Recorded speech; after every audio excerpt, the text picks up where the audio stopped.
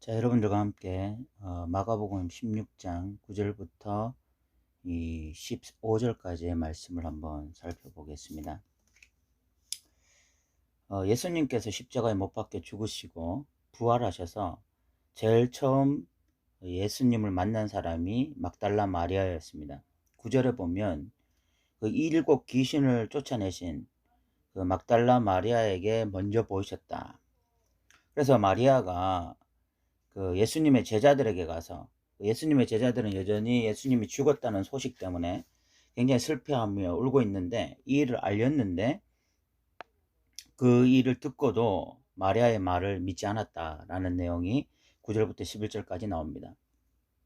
아이러니하게 예수님의 부활을 목격한 첫 번째 사람은 예수님의 12 제자 중에 한 사람이 아니라 귀신 들렸던 막달라 마리아였고, 그 마리아가 부활하신 예수님을 보고 제자들에게 증거했지만 제자들은 그 말을 믿지 않은 것이죠. 속된 말로 해서 씨알도 먹히지 않았던 것입니다. 그 말에 대해서 전혀 반응하지 않는 첫 번째 부활의 증인은요, 제자 중에 한 사람이 아니라 이 귀신 들렸던 막달라 마리아가 부활의 첫 번째 증인입니다. 12절부터 13절까지 보면 또 두 사람이 시골로 갈 때에 그 엠마오로 가던 두 제자였죠. 예수께서 또 다른 모양으로 그들에게 나타나셨고, 그래서 그 사람들이 가서 또 제자들에게 알렸지만 여전히 믿지 않았다라는 내용이 나오고 있습니다. 또 두 번째로 이렇게 믿지 않았던 내용이죠. 그리고 난 이후에 11 제자가 이렇게 음식을 먹을 때에 예수님께서 그들에게 나타나셔서 두 가지를 꾸짖으셨습니다. 하나가 믿음 없는 것, 하나가 마음이 완악한 것을 꾸짖었습니다. 그렇게 믿음이 없는 것, 또 마음이 완악한 것을 꾸짖으신 이유는 자기가 살아난 것을 본 자들이 아무리 말을 해도 그 말을 믿지 않았기 때문에 그렇습니다. 사람들이 인생을 살면서 가장 믿기 어려운 말이 무엇입니까? 병자가 살아났다. 아니면 자연 만물이 누구의 말을 듣더라. 이런 것들도 믿기 어렵지만 제일 믿기 어려운 것은 죽은 사람이 살아났다. 결국은 부활의 문제 아니겠습니까? 그죠? 사람이 죽었다가 살아났다라는 것을 믿기가 그렇게 쉬운 문제가 아닙니다. 제자들이 어떤 면에서 이렇게 당연한 반응을 일으키고 있는 것이다. 이 막달라 마리아가 이런 이야기를 해도 잘 믿지 못하는 것, 또는 두 제자가 예수님을 만나고 난 다음에 제자들에게 전해줬지만 믿지 못하는 거, 어떤 면에서는 그 죽음이라고 하는 것, 그 한계를 뛰어넘을 수 없는 인간의 어떤 자연스러운 반응이다, 이렇게 볼 수도 있겠습니다. 그런데 예수님이 이렇게 제자들을 강력하게 꾸짖으신 이유는, 물론 이 막달라 마리아의 말을 믿지 못한 것도 있고, 또 두 제자의 말을 믿지 못한 것도 있지만, 더 결정적으로는 예수님의 말씀을 믿지 않았기 때문입니다. 예수님은 마가복음 3번에 걸쳐서 자기가 죽었다가 3일 만에 부활할 것이라는 말씀을 3번이나 제자들에게 이미 예고해 주셨습니다. 마가복음 8장 31절, 또 마가복음 9장 31절, 또 마가복음 10장 34절에 3번이나 예수님은 죽었다가 내가 다시 부활할 것이라고 제자들에게 이미 말씀해 주셨어요. 그런데 제자들은 이 예수님의 말씀을 가슴에 담지 못한 것입니다. 이 예수님이 이렇게 말씀을 선포하셔도 자신들의 이성이나 경험 때문이겠죠. 인간의 어떤 이성이나 경험에 의하면 죽은 사람이 살아날 수는 없잖아요. 그런 일은 일어날 수 없으니까 끊임없이 자신들의 이성이나 경험이 이런 예수님의 말씀을 흘려듣게 하거나, 아니면 이 예수님의 말씀을 온전히 가슴에 담기에는 이런 것들이 용납이 되지 않았던 거죠. 그래서 예수님의 말씀을 귀담아 듣지 않았고, 그 귀담아 듣지 않다가 또 막달라 마리아나 이런 두 제자가 말을 해도 그 말이 그 전에 예수님이 하신 말씀이 가슴에 담겼다면 생각이 나서 반응했을 텐데, 가슴에 담겨 있지 않으니까 또 반응을 하지 못하는 이런 상황이 된 것입니다. 결국 이들이 이렇게 어떤 부활에 대해서, 부정적이고 잘못된 반응을 할 때에 예수님이 이들에게 강력하게 말씀하신 것이 믿음이 없다 너들. 그리고 또 마음이 너무나 완악하다. 이렇게 강력하게 어떤 책망을 하고 계신 것입니다. 예수님이 이렇게 강력하게 책망하신 이유는 지금 이 부활에 대해서 반응하는 사람들이 무리들이라면, 아니면 뭐 바리새인들이나 종교 지도자들이라면 예수님이 이렇게 강하게 책망하지 않았을 것입니다. 예수님이 지금 믿음이 없다 또는 마음이 완악하다라고 책망한 그 대상은 제자들입니다. 제자들은 달라야 되는 거죠. 제자들은 지금까지 예수님을 3년 동안 쫓아다녔고, 그리고 그 3년 동안 쫓아다니면서 예수님이 행하시는 수많은 이적과 기적들을 보았고, 또한 예수님의 말씀의 진실성도 수없이 경험했습니다. 예수님의 말씀의 능력도 수도 없이 체험하고, 예수님의 은혜와 능력들을 그렇게 수도 없이 체험한 사람들이기 때문에 제자들에게는 당연히 있어야 될 것, 그 3년 동안 예수님을 경험하면서 당연히 있어야 될 것이 무엇인가 하면 믿음이죠. 믿음은 있어야 됩니다. 제자들이. 그 믿음을 가지고서 믿음의 눈으로 보면 그전에 보이지 않았던 수많은 것들을 볼 수 있는 것이거든요. 그 중에 하나가 뭐냐? 인간의 이성이나 인간의 경험으로는 도저히 받아들일 수 없는 부활을 볼 수 있는 것입니다. 부활을 믿을 수 있는 것입니다. 그런데 이들은 믿음이 없어요. 믿음이 없으니까 어떻게 하죠? 마음이 완악한 거죠.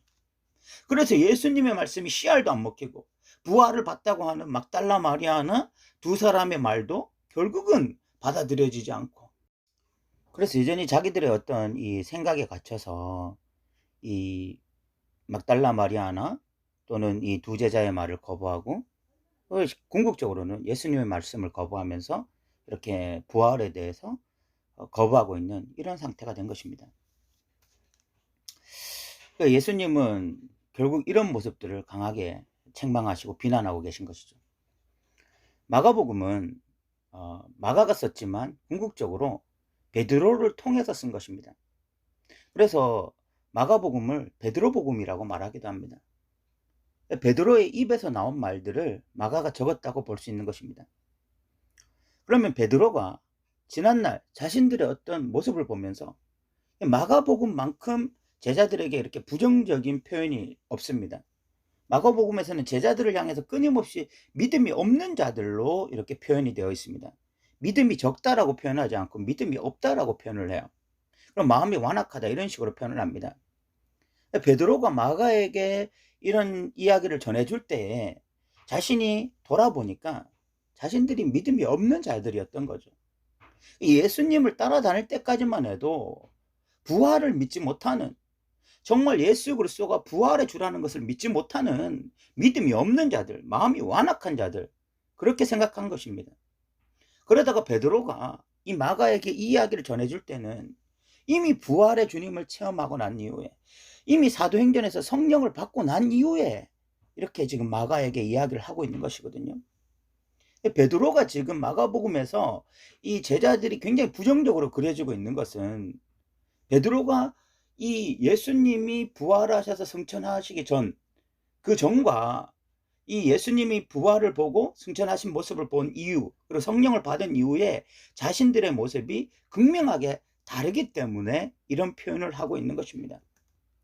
결국 12제자들은 다 순교로 죽었습니다. 그리고 또 이 고린도전서에 보면 이런 예수님의 부활의 모습을 500의 형제들이 보았다라고 이야기하고 있습니다. 부활을 믿지 못하던 자들이 부활하신 예수 그리스도를 보고 난 이후에 그들은 뭐 로마의 어떤 박해나 어떤 그 학대에 대해서 두려워하지 아니하고 담대하게 복음을 증거하는 자들로, 만민에게 복음을 선포하는 자들로 그들의 인생을 마쳤단 말입니다. 우리가 이런 것을 보면서 오늘 우리의 모습을 좀 살펴볼 필요가 있습니다. 오늘날 많은 현대의 그리스도인들이 믿음으로 살기 어렵다, 그 말이 사실입니다. 여러분, 정말 이 현실 속에서 믿음으로 살려고 하면 얼마나 어렵습니까? 얼마나 어려워요. 뭐 하나라도 믿음으로 해보려고 하면 정말 너무 어렵다는 생각을 합니다. 마치 죽은 자가 살아나는 것처럼 현실에서 믿음으로 살아낸다고 하는 것이 정말 이성적으로 경험적으로 정말 돌아봤을 때 너무너무 어려운 일이 분명합니다. 그래서 마치 막달라 마리아가 예수가 부활하셨다는 것을 전해도 씨알도 먹히지 않았던 것처럼, 두 사람이 예수의 부활을 경험하고 나서 그것을 전해도 씨알도 먹히지 않았고, 예수님이 수도 없이 3번이나 내가 죽었다가 살아나리라 그 말씀을 하셨음에도 불구하고 그 말씀이 마음에 담기지 않았던 것처럼, 오늘날 많은 그리스도인들이 현실에서 믿음으로 살아가기는 어렵다라는 그 생각으로 현실에서 말씀이 담겨지지 않는 것입니다. 죽은 자가 부활하는 것이 어려운 것처럼 정말 현실에서 믿음과 말씀으로 산다, 이런 생각을 죽었다 깨어나도 못하는 거야. 그래서 말씀이 자꾸 받아들여지지 않고 말씀이 가슴에 새겨지지 않고, 그래서 현실에서는 철저하게 이성과 경험에 근거해서 살아가는 그런 그리스도인들이 너무 많이 있는 것입니다. 그런데 그런 그들이 부활의 예수 그리스도를 온전히 경험하고 죽었다가 살아나신 예수 그리스도를 온전히 받아들일 때, 그러면 삶의 태도가 바뀌지 않겠습니까?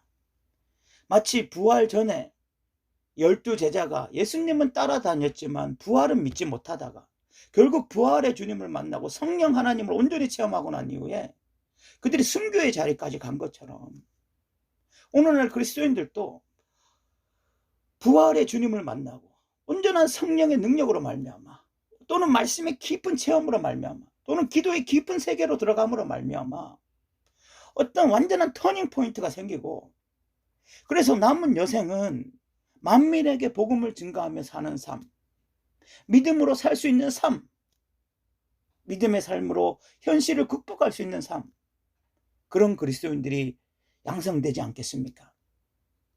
사랑하는 성도 여러분, 이성적으로 또는 경험적으로 하면 부활의 주님은 상상할 수가 없습니다. 제자들처럼 받아들일 수가 없어요.